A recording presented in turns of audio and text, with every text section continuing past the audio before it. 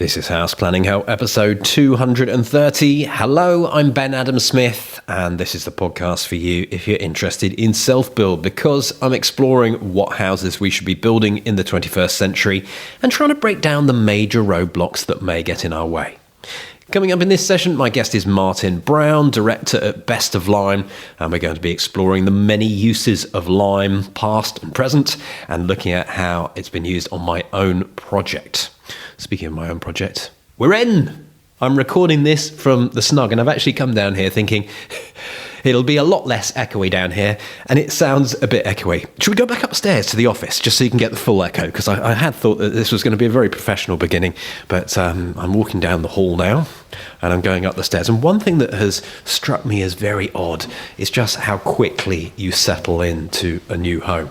So there are obviously things we're still waiting for, a couple of sofas, TV's not quite working yet. We need to get the satellite pointed in the right direction. No internet. That's a far bigger issue because the boiler doesn't work. However, having said that, we're in a passive house, and it's just been fascinating to see that with no boiler, I think we've dipped to 19 degrees on one of the days, but that might even have been the very first day. They sometimes say that it needs a bit of time for the house to warm up. But the second you start cooking, get the kids in there doing anything, it just seems to stabilise around 20, 21. So very comfortable at the moment. Anyway, I digress. So this is the office atmosphere in the moment. I'm hoping that the rest of my podcast won't be as echoey as this. As I mentioned, we're still waiting for a little bit of furniture in here.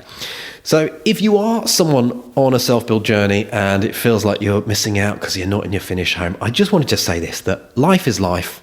And it really feels, although we've moved into this bigger house, that nothing has changed whatsoever. Family exactly the same. Yes, it'd be nice to have guests to come and stay, but it just feels like your home is where you throw your hat, really, isn't it? Let's get to our featured interview with Martin Brown from Best of Lime. And it's always great to meet people with passion, and you can really tell that he loves his work. So we're going to explore what you need to consider when using lime products on a project. And I started by asking Martin to tell me a little bit about his background. Okay, decorator by trade from the late 80s, worked with my father in the family decorating business. We specialised in sort of hand-printed papers and worked a lot on traditional buildings, and that led me into an interest in lime plaster, wattle and daub, timber frames. From there, followed that into lime plaster with a particular interest in some old traditional mixes that have been sort of lost, and then eventually led me to set up Best of Lime, and we've been doing that 4 years now. What is lime? Lime is burnt calcium carbonate, so chalk, limestone, shells can all be fired in a kiln to make quicklime, which you then slake and use as a binder. So lime is a binder. Where does it come from? It can come from a number of places. It's not hugely commercially available. France have got a long tradition of manufacture, so the Bordeaux area of France is a big producer of lime. In the UK, hydrated lime is made in large quantities, mostly around the Buxton area, so limestone. There's also Singleton birch in Lincolnshire, which is more of a chalk lime. What are the differences then between render, mortar, all of these things that you can do with lime? As opposed to modern materials, or? Go on then, yeah, let's head down that route. I suppose going back to the beginning of what lime is, using calcium carbonates to make the binder uses a lot less energy than to make cement. So cement's fired at 1300 degrees, lime between 900 and 1000. So it's about 20% less energy used to make lime as a binder.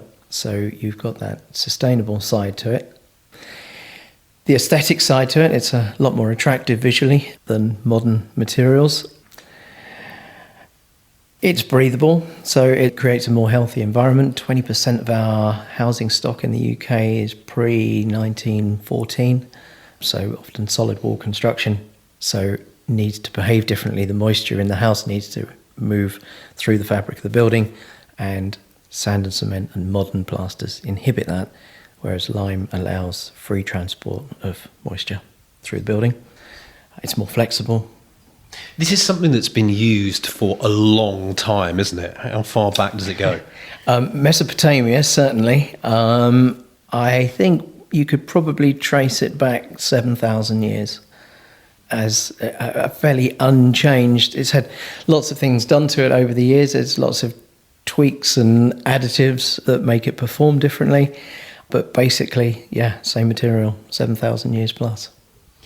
Now, often you add something to it, don't you, when you're using it as a product to render onto the side of buildings. So how has that changed historically? The Romans, who were particularly good at this, used something that's classed as a pozzolan, which is basically any fired clay. If you add a fired clay to lime, you speed up the set. You effectively have a hydraulic set, so a reaction with water, as opposed to an air set, so just absorption of carbon dioxide. So it changes the physical nature of the binder. Lots and lots of things done over the years. I've got a book at home from about 1830 with lots and lots of recipes in that include bone ash, urine, beer, cheese.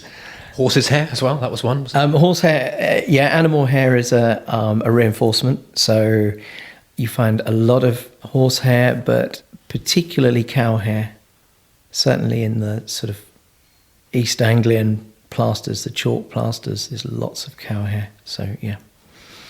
Now, you have got into coming up with your own mixes. We had a little talk before we started recording. So how did that come about? Mostly a particular obsession with a plaster that's found on East Anglian timber frame buildings. I probably know more about it because I live in East Anglia and most of our buildings are timber framed. Building with green oak throws up a very serious problem, which is background movement. If you use sand and lime on a green oak frame, the frame will twist and shrink and the sand and lime will crack and fail. So this was obviously known about in the 16th century, and a particular mix was used, which was lime and chalk, so there's no sand in it. Lots of cow hair, and what that does is give you a mix that's very, very flexible and very bendy. You can also use it very thick, so pargeting is a particular art in East Anglia, heavy relief pattern work on the outside of buildings. And it very quickly dawned on me that this mix worked a lot differently to a sand mix. You could do a lot more with it. You can also put heat on it, which you can't really do with normal sand mixes. You can use it in hot weather.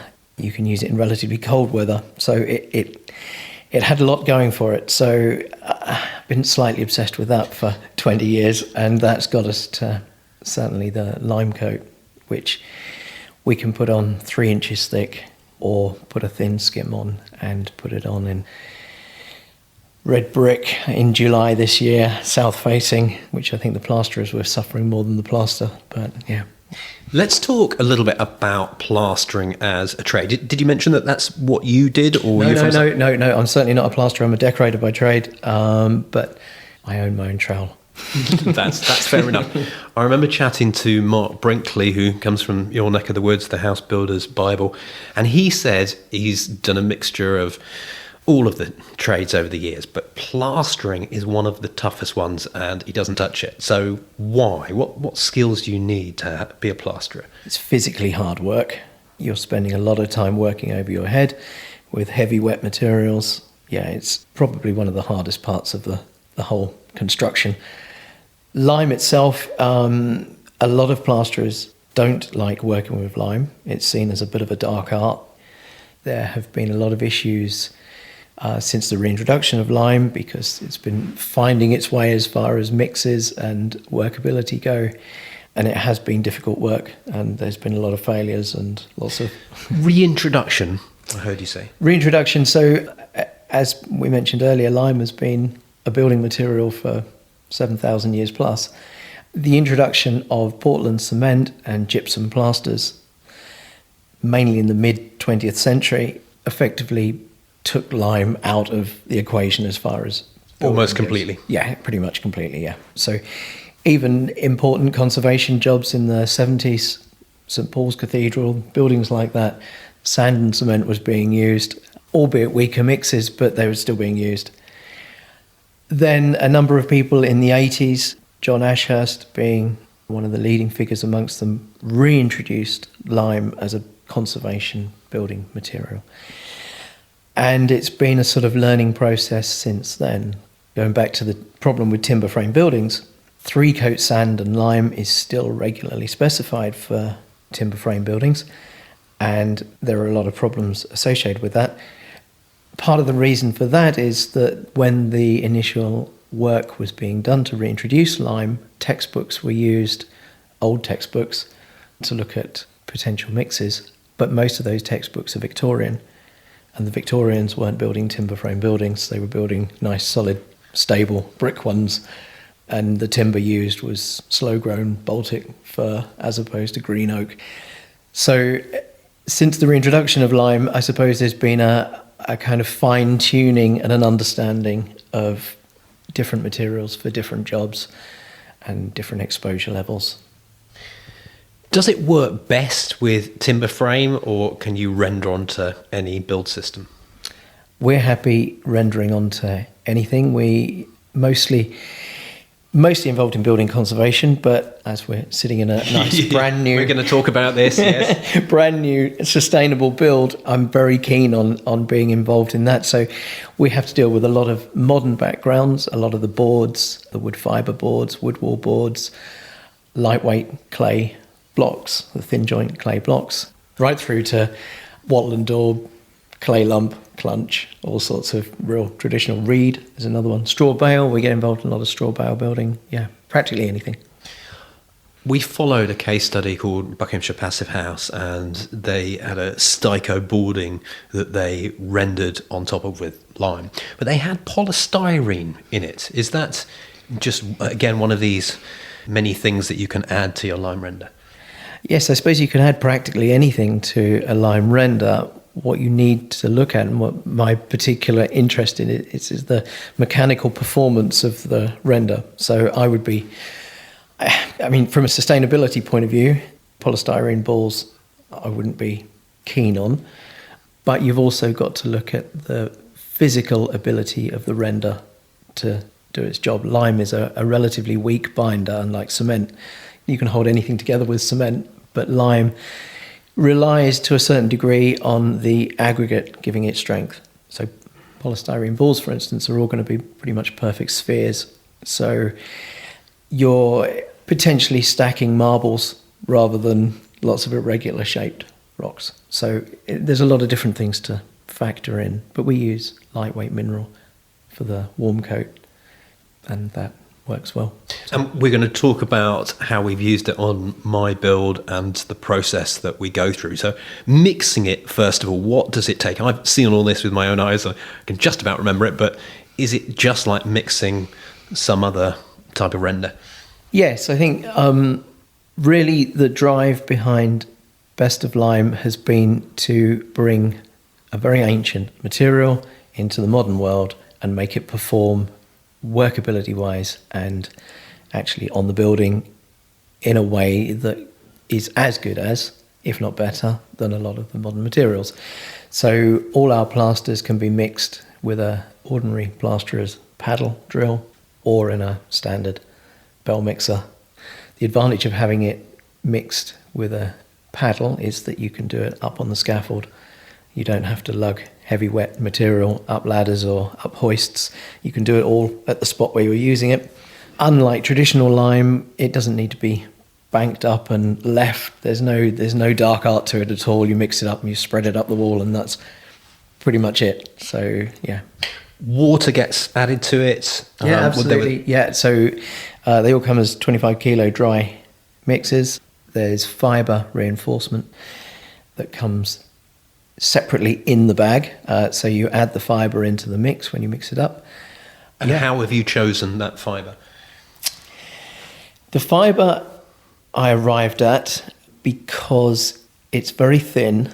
Should we go down the denier route? Go on, tell me.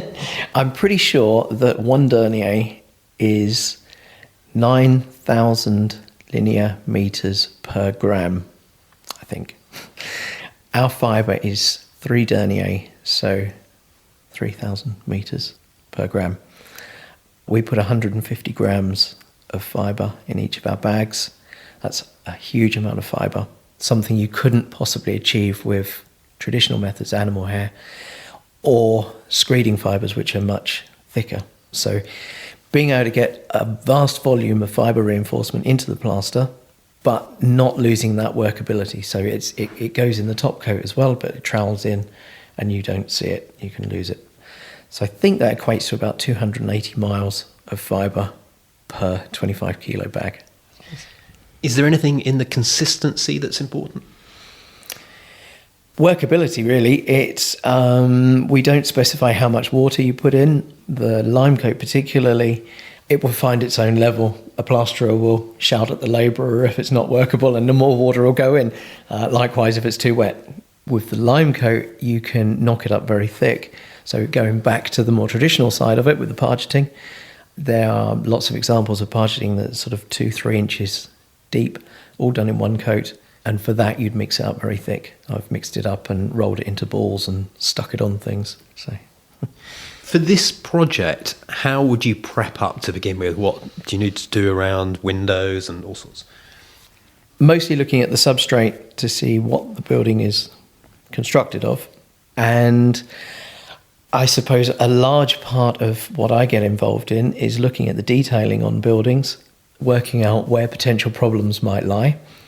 So I believe you're block work here, aren't you, on this one? So if it's real lightweight blocks, we'd probably look at meshing, certainly meshing off window heads at 45 degrees, because they're all points where buildings will, the load on the building changes, and it's very common for buildings to settle after they're built. So it's just trying to offset any potential cracking and detailing like that. And you work with Duncan every so often, don't you? You said something quite interesting about how you get feedback from him. He's down here on the ground with decades of experience. Yeah, absolutely. Dunk's not only a great plasterer, but he thinks a lot while he's plastering. So he's out there using the material daily and telling me, A, if it's going well, or B, if there's something we can think about doing to slightly tweak things. We're there with the warm coat and the lime coat, but we're working on other products all the time. So, yeah, that's a real great resource. We use some cork as well around certain points. I can't remember exactly where. So why that product? How is that helping? Does that interact at all with trying to get passive house? Or yeah, I think if I remember rightly, Dunk did the window reveals in cork. Cork's a great product. It very much ticks all the sustainability boxes. No trees are harmed in the production of cork. It's harvested from the cork oak. It has a very good lambda value. I think it's about 0.38. So I think what Dunk was doing here was trying to make sure you didn't have a cold bridge on the window reveals. So yeah, that bit of cork as a background just helps with that bit of insulation. Now, the feel that we were after on this building was rounded corners. It's quite interesting because although in some ways it's traditional, it's also, I personally feel, because the window's contemporary. So how do you achieve that effect? Because it doesn't have a seam really, does it? It has got one somewhere around the building. But yeah, I mean, lime lends itself to that sort of feel. Contemporary but traditional. I quite like the idea of that. Yeah, I'm probably talking rubbish. Well, no, I noticed. Yes, you've got the rounded in windows and the corners, and I noticed Dunk has put his trademark chamfer stop on the bottoms, which always looks nice. Lime does lend itself to that because it's a much softer material. It's slower setting, so you have a bit more time to play about with it and get it how you want it. It has an organic sort of soft aesthetic to it, so when it is finished, it has a much softer look to it. And of course, you've got the mechanical side of it being a much more lightweight, less dense material than sand and cement. You don't need to have movement joints everywhere, so you have a much more traditional look to a building without big mastic joints all the way down it. Is the one downside of it, this having to keep up with the weather almost? What will Duncan be doing today on this drizzly day? If he's managed to plan properly, he's got some inside work to do.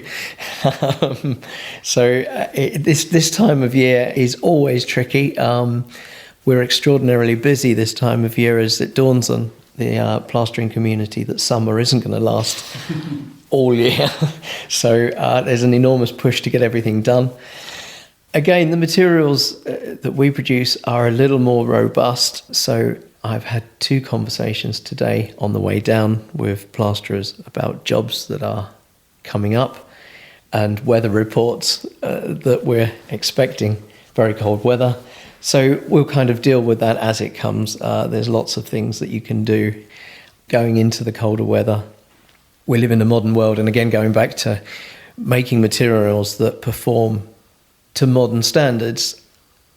Unfortunately, modern work programs mean that you don't stop until the spring, and work has to carry on. So there's lots of ways around that. We do a whole sort of sheet of information on working in winter conditions and offsetting potential problems. And is one of those just covering up your build, have a tin hat on it?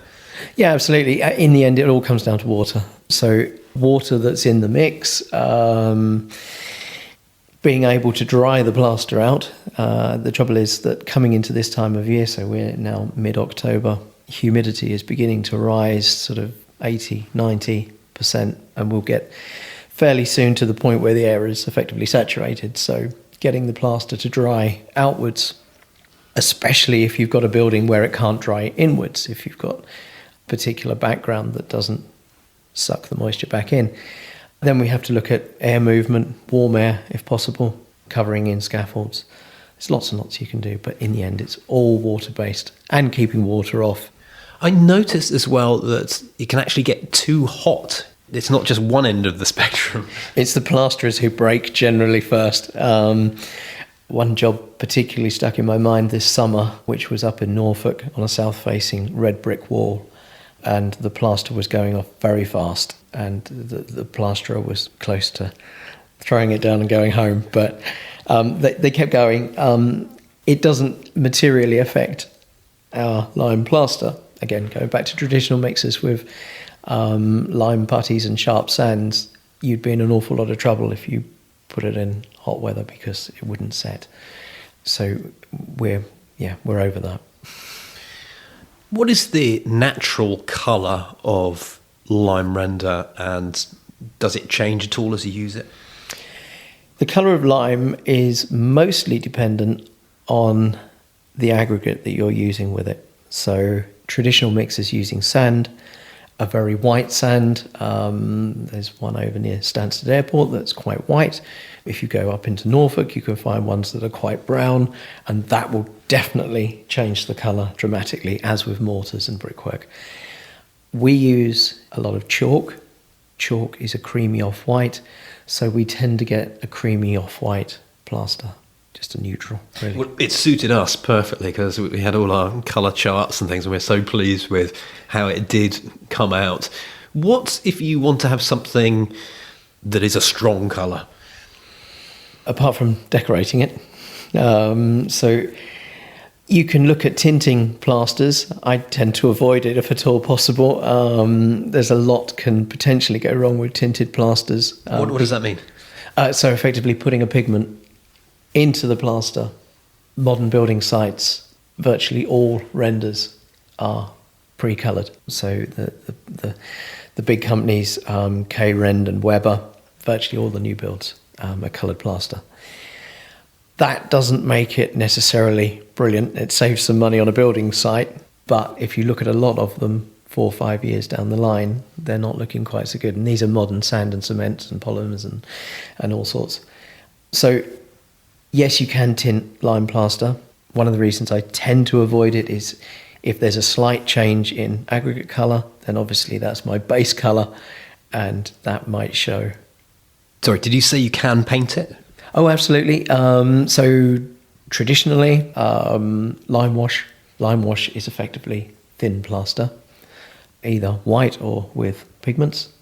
So lime wash is at the traditional end of the scale, right through to modern silicate mineral paints, all of which are breathable. It's important to maintain that whole breathability with it. Modern silicate paints look and perform more like a masonry paint, but have that element of breathability.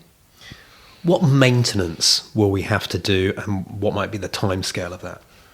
Maintenance depends very much on exposure levels and detailing around the building. So hopefully all your gutters are working perfectly well. Today would be a good day to walk around and have a look. Yeah, we'll be keeping an eye on them. Assuming everything's working there, the southwest wall will take more weather generally. So lime washes particularly are sacrificial, so they generally just wear away. Unlike a modern masonry paint that just gets grubby, a lime wash will gradually wear away. So probably 4 or 5 years, and you should look at putting a couple more coats on it. More sheltered areas may last much, much longer. On your building, we have put a clear, breathable coating because you want to keep the colour of the plaster. This isn't an uncommon situation. So you have got a product manufactured by St. Astier in France called UniProtect, which is a suspension with PTFE in, Teflon, and that helps with water shedding and keeping the dirt at bay and organic growth. So hopefully that will last a good 4 or 5 years. Again, down to exposure. Maybe we could just talk for a moment about cost then. How does this compare to other ways of rendering a building? Materially more expensive. We're always going to be more expensive than a ton of sand and some bags of Portland cement. Well, we did have a value engineering time when we had to make the decision about, do we reduce the thickness of the render and all of this, and we just thought, nope, we're gonna keep going here. One of the advantages, and we've supplied a number of new build, timber frame new build projects, is that compared to sand and cement, we can do 2-coat work, whereas a lot of sand and cement projects, if they're going for that rounded corners and a traditional look in sand and cement, that's generally done in 3 coats.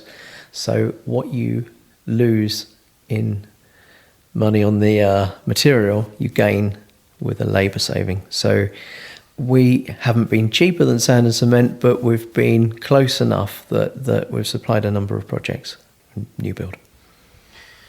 Well, really appreciate your time today, Martin. Thank you very much. Thank you, Ben. Real pleasure. Head online to check out the show notes that accompany this episode, houseplanninghelp.com/230. We've got a summary of what we've been chatting about, also a few photos to look at, and we'll link you to Martin and his company, Best of Lime. Maybe you have a comment or you'd like to ask a question. Well, you can do that within the show notes, houseplanninghelp.com/230. Now, quite often at the end of the podcast, I talk about our membership community, perhaps new tools that are going in, whether it's videos, whether it's courses. Today, though, I wanted to mention how the Hub has helped me, and that in some ways, I'm sad to be closing up my progress log. So this is one of the features that we have in the forum. And the idea here being, well, I think there are 3 very valuable reasons why you should keep a progress log. One of them is to stay accountable.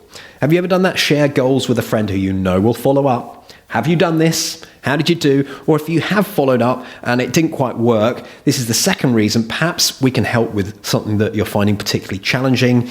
Maybe someone in the group has got a good contact, or perhaps knows the answer to your question because they've been there already. And the third reason really is you're going to have down days. And sometimes it's just good to stand back and think, well, I've come a long way. And that's what these logs do. They make you realize that you're constantly working through little challenges, breaking through them, keeping on going. And then you might get to this funny point like I am at the moment when you're standing in your house thinking, oh, right, what next? So that's the progress log side of the Hub. If you're not a member and you want to find out more about what being a member is all about, then check out houseplanninghelp.com/join. That's as far as we go for today. Thank you so much for listening. The House Planning Help podcast is produced by Regen Media, content that matters.